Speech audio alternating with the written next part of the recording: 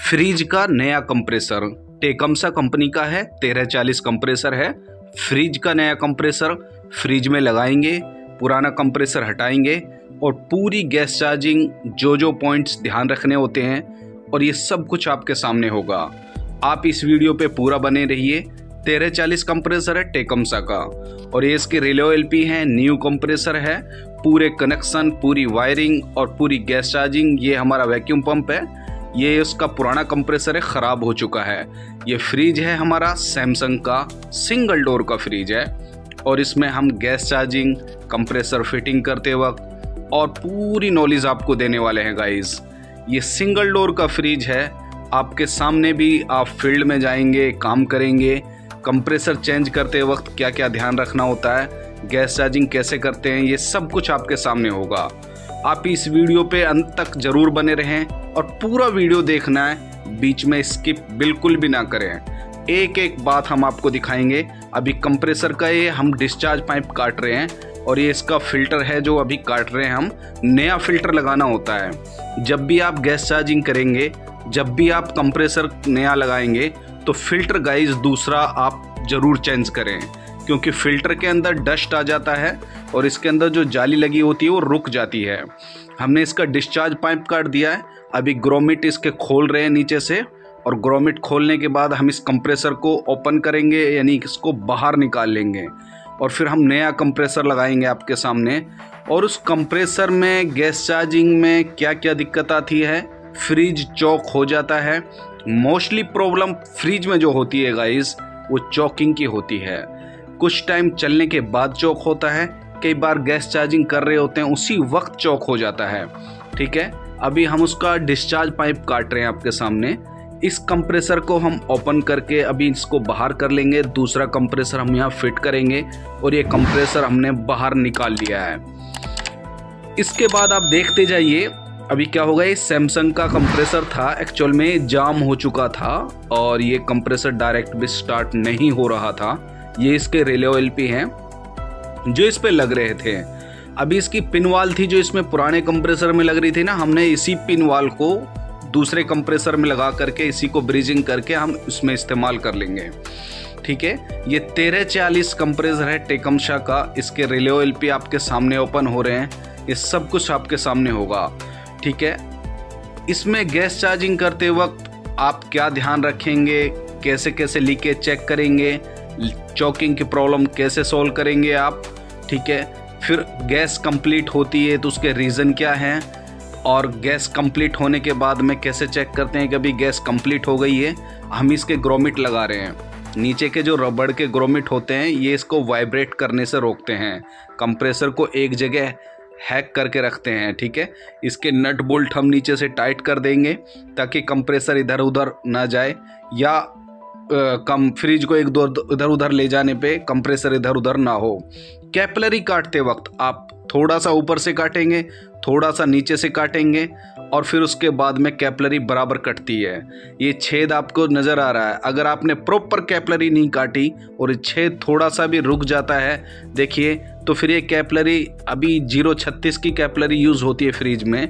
फिर अगर ये छेद आप रोक देते हैं या थोड़ा सा पंच हो जाता है तो ये 036 से घट करके यही कैपिलरी 025 020 तक इसका वो जो गेज और जो साइज है वो हो जाता है। कैपिलरी काटते वक्त थोड़ा ऊपर से, थोड़ा नीचे से और फिर उसको प्लास से इधर उधर करके कैपिलरी प्रॉपर कटती है। सारे पाइप को आप रेगमार से घिस लेंगे और ट्यूब कटर से जब आप काटते हैं तो पाइप थोड़ा सा अंदर की तरफ पंच हो जाता है, इसलिए नॉच प्लास से इसको चौड़ा लेंगे।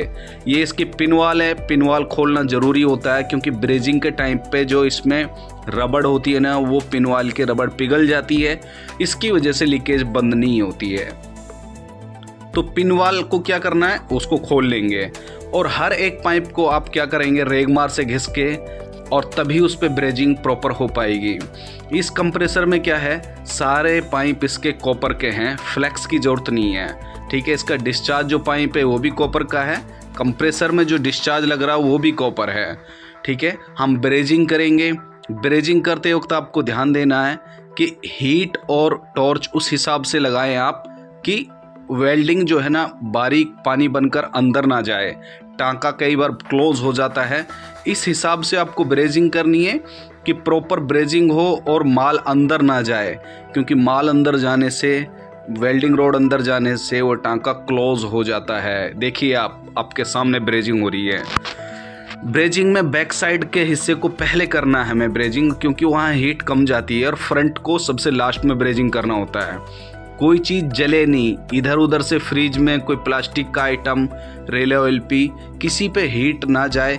ये इन चीज़ों का भी आपको ध्यान रखना है, क्योंकि फ्रिज में जब आप ब्रेजिंग कर रहे हैं तो स्पेस कम होता है, और इन चीज़ों का ख़ास तौर से आपको ध्यान रखना होगा। रेले ऑयल पे हमने लगा दिया, अभी आपके सामने है। हम अभी क्या कर रहे हैं, इसको जो फिल्टर जहां लग रहा था कंडेंसर पर, वहां से हम इसको फ्लैश कर रहे हैं। कंप्रेसर का डिस्चार्ज पाइप हमने लगा दिया है और इसको फ्लैश कर रहे हैं, ताकि जो कंडेंसर में कुछ डस्ट है, कुछ गंदगी है, ताकि वो बाहर आ जाए। इसको थोड़े टाइम तक आप फ्लैश करते रहें। अगर कुछ नहीं आता तो उसके बाद आप क्या करेंगे, फिर फिल्टर लगा लेंगे। कंडेंसर से फ्लैश करना ज़रूरी होता है गाइस। इस फ्रिज में कंडेंसर अंदर लगा हुआ है, अंडरग्राउंड है, और कई फ्रिज में कंडेंसर बाहर से लगा होता है। तो कंडेंसर होता है, अगर अंदर का कंडेंसर लीकेज हो जाए तो हम ओपन में बाहर से कंडेंसर लगा लेंगे। ये आसान होता है लगाना, हम आपको नेक्स्ट वीडियो में दिखाएंगे। अभी हम क्या कर रहे हैं, कंडेंसर फ्लैश कर रहे हैं। ठीक है, कंडेंसर फ्लैश होने के बाद क्या करेंगे आप, ये फिल्टर हम आपके सामने ओपन कर रहे हैं, ये फिल्टर लगाएंगे यहाँ पे। कंडेंसर ओपन फ्लैश के बाद में फिल्टर का नंबर आएगा। अभी हम फिल्टर और कैपिलरी ब्रेजिंग करेंगे आपके सामने। दूसरी बात ध्यान देने की ये है कि ये जो पाइप है ना, लोहे का पाइप है। जो कंडेंसर पे हम फिल्टर लगा रहे हैं, लोहे का पाइप है। तो लोहे का पाइप को ब्रेजिंग करेंगे, फ्लेक्स का इस्तेमाल करना पड़ेगा।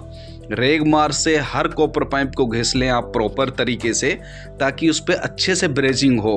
वो टांका क्या होता है, कई बार जंग लग रहा होता है ना, तो उस पर ब्रेजिंग रोड जो होती है वो अच्छे से हमारी ब्रेजिंग नहीं हो पाती। तो ये फिल्टर है, ये कॉपर का फिल्टर है, और जो पाइप है वो लोहो का पाइप है। तो उस पर ब्रेजिंग करने के लिए क्या करना पड़ेगा, हमें इस तरीके से थोड़ा सा स्पेस जो होता है उसको पंच कर लेंगे। ठीक है, ताकि हमारी जो वेल्डिंग रोड है ब्रेजिंग करते वक्त अंदर ना जाए फिल्टर में, और अंदर से पाइप चौक ना हो। उसके लिए इस तरीके से आप प्लास से इसको पंच कर लेंगे गाइस। पंच करने के बाद क्या करना है आपको, ये हमारी कैपिलरी है। ठीक है, कैपिलरी को क्या करना है, उस हिसाब से अंदर डालना है। आधा इंच या 1 इंच आप अंदर डाल देंगे कैपिलरी को, तो माल हमारा फिर कैपिलरी में भी नहीं जाएगा। ठीक है, तो ये देखिए आपके सामने हम डाल रहे हैं। ठीक है, कैपिलरी। तो उसके बाद जब आप ब्रेजिंग करेंगे तो इस चीज़ का आपको ख़ास तौर से ध्यान देना है। ये हमारी फ्लेक्स है, गोदरेज की जो फ्लेक्स होती है गाइज, सबसे टॉप क्वालिटी की होती है। आप मार्केट से यही फ्लेक्स परचेज करें और इसी फ्लेक्स का इस्तेमाल करें। प्रॉपर तरीके से वेल्डिंग होगी। लोहा और कॉपर पे फ्लेक्स का इस्तेमाल करना ज़रूरी है। इसके बगैर आप अगर ब्रेजिंग करेंगे तो वो प्रॉपर नहीं होगी और वहाँ लीकेज होगी। तो अभी हम फिल्टर को गर्म करेंगे। कैपिलरी बहुत आसानी से गर्म हो जाती है, हीट होती है। फिल्टर पे हीट देंगे तो कैपिलरी खुद पे खुद गर्म हो जाएगी। ये देखिए किस तरीके से हम ब्रेजिंग कर रहे हैं। ठीक है, ब्रेजिंग करते वक्त वेल्डिंग रोड उतनी लगाएं आप ताकि माल अंदर ना जाए, क्योंकि कैपिलरी का जो सुराख होता है बहुत बारीक होता है। देखिए आपके सामने हम कैसे इस पे ब्रेजिंग कर रहे हैं, और ये सब कुछ आपके सामने है। एक एक चीज़, एक एक नस नस की हम आपको जानकारी देंगे।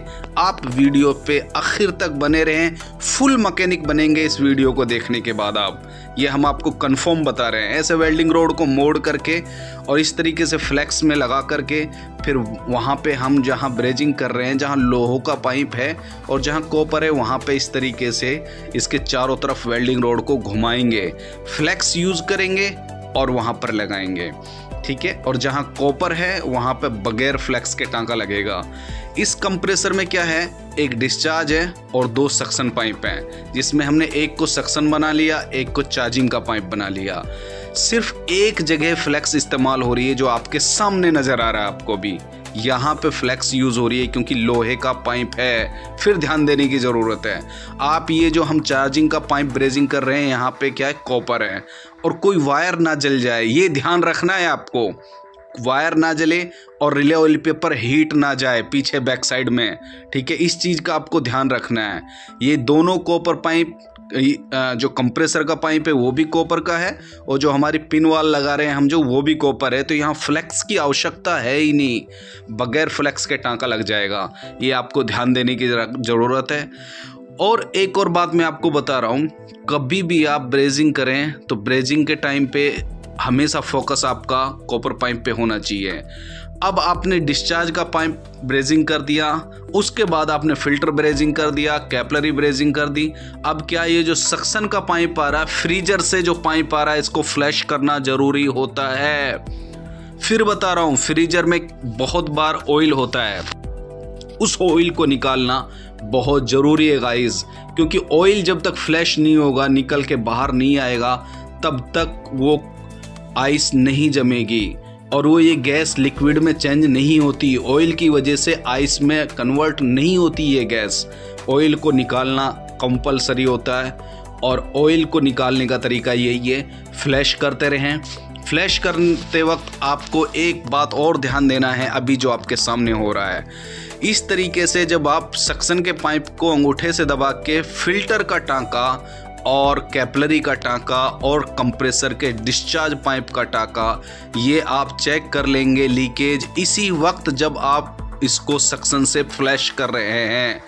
इसकी बड़ी वजह ये है क्योंकि अगर आपने सक्शन से इसको दबा रखा है टाइट, तो फ्रीजर में इसका प्रेशर जो बनेगा वो 70 से 80 तक पहुंचेगा, लेकिन फिल्टर पे और डिस्चार्ज पे ये ही प्रेशर 250 तक पहुंचेगा गाइस। इसके अलावा अगर आप सारे ब्रेजिंग करने के बाद लास्ट में प्रेशर डालेंगे तो वो आप प्रेशर 70-80 से फालतू नहीं डाल सकते। अगर आप 250 प्रेशर डालेंगे तो फ्रीजर फट जाएगा, जो एल्युमिनियम का फ्रीजर होता है। इसलिए मैं आसान तरीका बता रहा हूँ, ये 3 टांकों को चेक करने का आसान तरीका है। जब आप फ्लैश कर रहे हैं तो अंगूठे से दबा के रखें और यहाँ पर ये प्रेशर जो फिल्टर पे डिस्चार्ज पे आएगा 250 प्रेशर आ जाएगा, क्योंकि यही दबाने से फ्रीजर का प्रेशर 70-80 तक पहुँचेगा और आप आसानी से लीकेज चेक कर सकते हो। इस वक्त अगर आप लीकेज चेक कर लेते हैं तो उसका फ़ायदा ये होगा, क्योंकि आप जब गैस चार्जिंग करते हैं ना, कई बार ये होता है कि ये फिल्टर का टांका, कैपलरी का टांका, जब हम प्रॉपर गैस डाल चुके होते हैं उस टाइम पे ये टांके लीकेज होते हैं। उनकी बड़ी वजह ये होती है कि अक्सर मैकेनिक क्या करते हैं, वो टांके ये फ्लैश के वक्त सक्शन से जब फ्लैश कर रहे होते हैं उस टाइम चेक नहीं करते और फिर आखिर में सक्शन का पाइप ब्रेजिंग करके, जिस तरीके से अभी हम पंच कर रहे हैं, लास्ट टांका ये है हमारा सक्शन का, ये पंच करने के बाद जब मैकेनिक प्रेशर डालता है तो ओनली 70-80 डालता है। क्यों? ताकि फ्रीजर ना फट जाए। अब बताइए, आपने मशीन में आपने 70-80 प्रेशर डाला और आप फिल्टर और कैपलरी और डिस्चार्ज पाइप पे जो कंप्रेसर का, वहाँ से आप टांका चेक करेंगे तो 70-80 पे जो टांका नहीं बोल रहा लीकेज है कि नहीं है, वो जब गैस चार्जिंग होगी तो 250-300 प्रेशर जो आएगा हेड प्रेशर, वहाँ पर वो लीकेज आपको शो होना शुरू हो जाएगी। उसका आसान तरीका यही है, फिर बता रहा हूँ, सक्शन से जब आप फ्लैश करो तो इन 3 टांकों को उसी टाइम पे चेक कर लो। अभी आपके सामने हमारी लास्ट ब्रेजिंग रह रही है गाइस। ये सक्शन के टांके पे हम, ये सक्शन का जो पाइप है, कंप्रेसर का सक्शन का पाइप, और ये फ्रीजर से आ रहा है। फ्लैश करने के बाद में, ऑयल निकालने के बाद में हम ये टांका लगा रहे हैं, ठीक है। अभी आपके सामने गेज चार्जिंग लाइन है, देखिए हमने इसमें कितना 50-60 प्रेशर भर के और इस लास्ट के टांके को हम चेक कर रहे हैं, ठीक है। सक्शन का जो टांका है, ठीक है, इस पे ओनली 10 प्रेशर रहता है, कितना, और एक चार्जिंग का पाइप है जो हमने चार्जिंग की वाल लगाई थी, वो टांका। ये 2 टांके लास्ट में चेक कर लेंगे आप ओनली 70-80 प्रेशर डाल करके। क्यों? क्योंकि यहाँ पर तो मात्र 10-12 प्रेशर होगा। जब आप गैस चार्जिंग करेंगे तो रनिंग में प्रेशर कितना होता है, R134 का 10-12 होता है, और आपने 60-70 भर दिया इसमें प्रेशर, तो इतना काफ़ी होता है आखिर 2 टांकों को चेक करने के लिए। अभी हम क्या कर रहे हैं, वैक्यूम कर रहे हैं, ठीक है। प्रेशर डालने के बाद में 2 टांके चेक कर लिए, सक्शन और चार्जिंग वाला। अभी हम वैक्यूम करके क्या करेंगे, वैक्यूम प्रॉपर करो, आप अच्छे टाइम तक करो, प्रॉपर करो, ताकि वैक्यूम जो प्रॉपर होगा उतनी ही फास्ट कूलिंग होगी, जितना अच्छा वैक्यूम होगा। ठीक है, वैक्यूम -30 तक, हम 30 तक, -30 तक करते हैं। वैक्यूम करने के बाद ये हमारी गैस का सिलेंडर है। ठीक है, ये R134 गैस का सिलेंडर है। हम ये स्टैंड में इसका वैक्यूम तोड़ देंगे। ठीक है, थोड़ी गैस 50 बैक प्रेशर लगभग 50-60 होना चाहिए।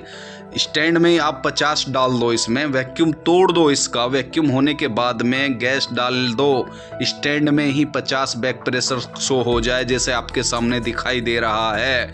उसके बाद आपको कंप्रेसर चलाना है। ठीक है, कंप्रेसर आप चलाओगे, डिस्चार्ज बोलेगा, डिस्चार्ज फ़ौरन बोलना स्टार्ट हो जाएगा। कंप्रेसर का जो डिस्चार्ज पाइप है उसको आप हाथ से पकड़ के चेक कर सकते हो। जैसे अभी हम देख रहे हैं, ये डिस्चार्ज पाइप है इसका, ये फ़ौरन बोलना स्टार्ट हो जाएगा, यानी गर्म होना स्टार्ट हो जाएगा। ठीक है, उसके बाद फिल्टर भी गर्म होना स्टार्ट हो जाता है। ठीक है, ये फिल्टर है, थोड़ा थोड़ा गर्म स्टार्ट हो जाएगा। देखिए 50 डाला था, अभी 10-12 आ गया है। ठीक है, 10 आ गया, लगभग 10 से भी नीचे है। अभी और थोड़ी गैस डाल देंगे तो R134 का बैक प्रेशर रनिंग में कितना होता है, 10 या 12। ठीक है, और अगर यही R600 गैस होती, इसका बैक प्रेशर कितना होता, 0.1 से 2 तक, यानी 0 पे ही आपको गेज दिखाई देगा R600 में, लेकिन उससे ज़्यादा आपको गैस नहीं डालनी है। 0.12 शो करेगा। और ये हमारा क्लैम्प मीटर है, देखिए 0.7, 0.8 इस तरीके से 1340 कंप्रेसर है, सिंगल डोर का है और नॉर्मल कंप्रेसर है, फ्री इन्वर्टर नहीं है। ठीक है, ये फ़िल्टर गर्म हो रहा है, हमारी गैस चार्जिंग कंप्लीट हो रही है, काफ़ी हीट हो रहा है डिस्चार्ज, और ये फ़िल्टर थोड़ा कम गर्म हो रहा है, वो जो होता ही है। इसके बाद ये देखिए आपके सामने 10 या 12 बैक प्रेशर आपके सामने दिखाई दे रहा है। अब हम आपको दिखाएंगे अंदर किस तरीके से हम गैस चेक करते हैं कि ये प्रॉपर कूलिंग कर रहा है कि नहीं कर रहा, ये आइस जमाएगा नहीं जमाएगा, प्रॉपर बर्फ़ जमेगी या नहीं जमेगी। चिल्ड हो चुका है फ्रीजर हमारा, लेकिन अब कैसे चेक करें हम, उसका आसान तरीका ये होता है, आप एक खाली बोतल लो। ठीक है, और वो हम आपको दिखाएंगे। ये बहुत अच्छा चिल्ड कर रहा है गाइस, बहुत अच्छी कूलिंग कर रहा है। ठीक है, खाली ये कंडेंसर इसमें अंदर है, मैं आपको दिखा रहा हूँ, यहाँ से एक गर्म हो रहा है, बॉडी गर्म हो रही है इसकी। कंडेंसर इसमें ओपन नहीं है, अंदर लगा हुआ है, ये इसमें बॉडी गर्म होगी। ठीक है, अब ये पानी से आप लेकर एक बोतल में ऐसे ऐसे छिड़क दो पानी फ्रीजर में। ठीक है, पानी अंदर जब अब कॉइलों पे भर जाएगा, यहाँ पे पानी फ्रीजर में आपने डाल दिया। ठीक है, और थोड़ी देर 10 मिनट के लिए बंद कर दो। फ्रीज बंद करने के बाद आप जब दोबारा ओपन करोगे 10 मिनट बाद, तो ये हमारे टूल बैग हैं जो काम कर रहे हैं। हम आपके सामने पूरा वीडियो हमने आपको बताया, आइस जम जाएगी 10 मिनट के अंदर ही, पूरे फ्रीजर पे आइस आ जाएगी। ये देखिए आपके सामने हमने जो पानी छिड़का था गाइस, 10 मिनट के बाद में ये पूरी आइस आपके सामने है। ठीक है, इस तरीके से कंफर्म हो जाता है कि हमारा जो फ्रिज में हमने गैस चार्जिंग की है, ये जो हमने पानी डाला था ओनली 5 मिनट में आइस में कन्वर्ट हो गया, बर्फ़ बन गया। तो अब पूरे फ्रीजर में आप बर्तन में, बोतल में कोई भी आप पानी भरेंगे, कोई भी सामान रखेंगे, वहाँ आइस जमेगी फ्रीजर में और नीचे फ्रीजर ठंडा करेगा। तो गाइस उम्मीद है ये वीडियो आपको पसंद आया, और इस तरीके के नॉलेजेबल वीडियो हम आगे भी आपको नेक्स्ट प्लानिंग में डालते रहेंगे, दिखाते रहेंगे। तो इस तरीके से आप कोई भी कंप्रेसर चेंज कर सकते हैं, नया कंप्रेसर लगा सकते हैं या गैस चार्जिंग कर सकते हैं। इसके अलावा हम आपको एसी की गैस चार्जिंग, कौन से कंप्रेसर में कौन सी गैस डलती है, कितना उसका बैक प्रेशर होता है, कितना कंप्रेसर लोड लेता है, कौन से उस पर कैपेसिटर यूज़ होते हैं। ठीक है, ये सारी वीडियो हम आपको बहुत जल्द प्रोवाइड कराने वाले हैं। तो हमारे चैनल पे आप अगर नए हैं तो सब्सक्राइब करें और साथ के साथ बेल आइकन को प्रेस करें, ताकि नेक्स्ट वीडियो का नोटिफिकेशन आप तक पहुंचे। लास्ट में, अंतिम में आप लीकेज चेक कर लेंगे और डेड नेट लगा करके हमारी तरफ से ये फ्रीज कंप्लीट हो चुका है। तो उम्मीद करते हैं वीडियो पसंद आई, इसको शेयर करें।